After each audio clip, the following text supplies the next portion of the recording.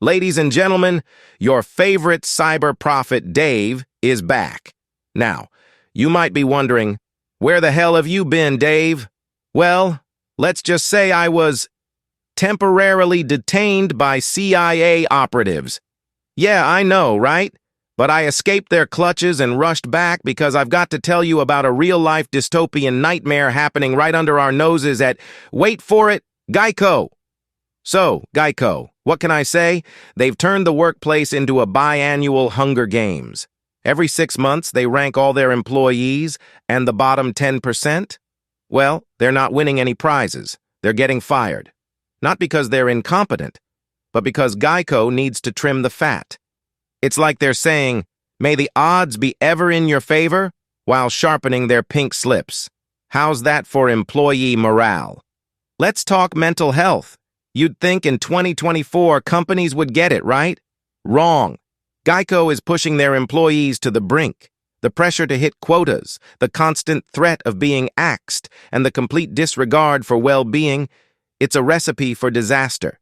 People are waking up in cold sweats, dreading their work days. And for what? A job that could discard them like yesterday's news? It's sickening. And the best part? There's no support. Just the ever-present sword of Damocles hanging over their heads.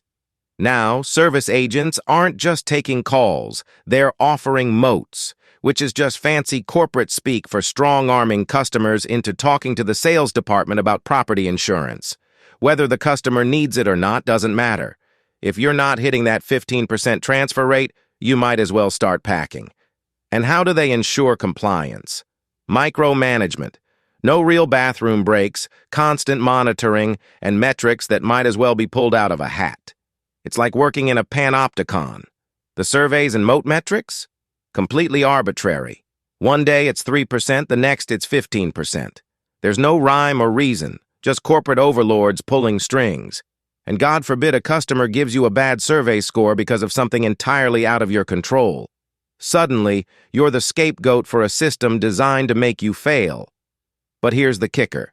They're planning to replace most of their employees with AI anyway. Yep, they're putting all this pressure on their workforce, pushing them to the edge, only to replace them with cold, unfeeling algorithms. It's like training your replacement while being tortured. The irony is almost laughable if it weren't so tragic. Now, let's get to the rules of being a good CEO. Rules Todd Combs has stomped all over. 1. Communicate with your employees. Todd, where are you? You're like a ghost in the machine, hiding behind emails and silence. 2. Value your workforce. Clearly, you missed this memo. Firing people every 6 months doesn't exactly scream valuing employees. 3. Create a positive work environment. Unless positive now means constant fear and micromanagement, you're failing big time. Before I sign off, let me give you some survival tips. First, check out Lizard Farm and Lizard Farm 2 by user 391 on Amazon. It's the perfect read for anyone who wants to see how corporate greed gets skewered in the most entertaining way possible. And finally, if you're curious about the full extent of the shit show at GEICO, head over to their subreddit and see it for yourself. It's like a car crash. You can't look away. But don't just sit there in horror. Get mad. Get active. Contact your federal and state representatives and demand change. We need laws to make sure this kind of corporate abuse doesn't become the norm. Go to a website, find your representative, and make some noise. We can't let companies like GEICO turn the American workforce into a dystopian nightmare. Remember, folks, we're all in this together. Let's make sure that the next time someone thinks about running a company like a gladiatorial arena, they think twice. Let's keep the Hunger Games where it belongs. In fiction, not the boardroom. So do your part.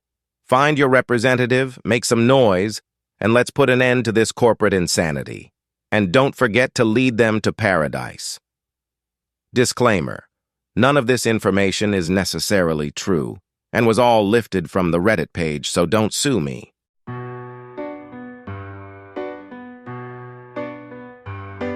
An angel a calling, a truth in the flames. I'm not the one who is wrong, no, I won't take the blame. The lights are only gaslights, it's how they see everything all over the building. You cannot save what's rotten, just chop down the tree. However, am stuck here, chained to my desk, buying up Bitcoin and hope for the best. A little rat poison never hurt nobody except for the rat. It would be the end of him. A life and a victim, an ocean of pain. Come greet me, angel, come call me by name.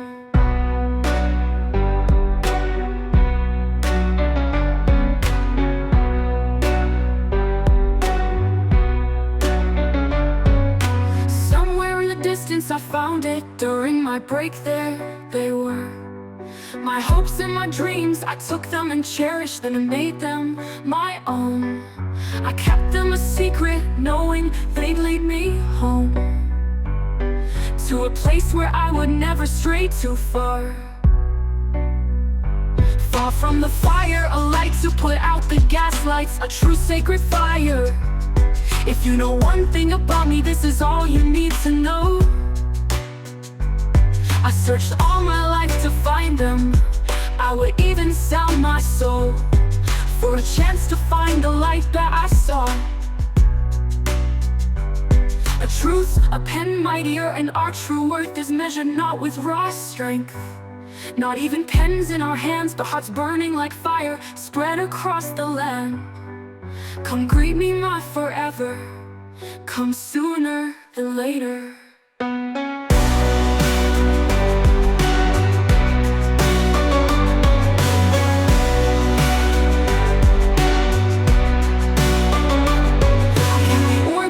Hopes and dreams, a secret for now. A weapon I could use, a power to guard. It would guide me in dark places as I weather through the calls. A life lived in chains here is no life at all.